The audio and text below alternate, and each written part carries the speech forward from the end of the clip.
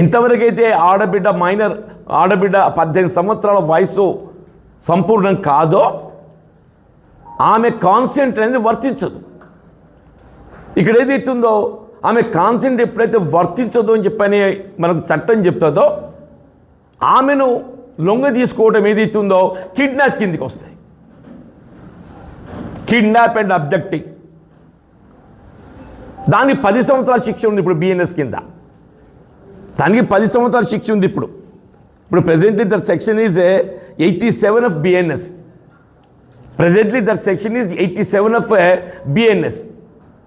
10 సంవత్సరాల శిక్ష ఉంది. నేను అడుగుతున్నాను, ఇవాళ రేవంత్ రెడ్డి గారు ఏదైతున్నదో నువ్వు హోంశాఖ నిర్వహింపజేస్తున్నావు. నీ కింది స్థాయి అధికారులు ఏదైతుందో ఒక సాధారణ నేరస్తుడు గట్ట నేరం చేసినట్టయితే అతని నేరానికి అనుగుణంగా మీరు చర్యలు చేపట్టడానికి చట్టాన్ని వినియోగించారా? ఇవాళ ఈ బండి భగీరథ్ ఏదైతున్నదో ఆయన చేసిన నేరాలు ఏదైతుందో ఇది బాగా పటిష్టంగా ఉండాలని చెప్పి 10 సంవత్సరాలు చేసిండు.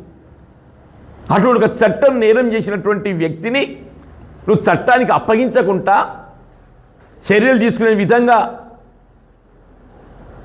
పోలీసు అధికారులకు విన్నవించకుండా నేరం కప్పిపుచ్చే ప్రయత్నం చేసినావు అని చెప్పంటే you are also liable for punishment Bandi Sanjay గారు.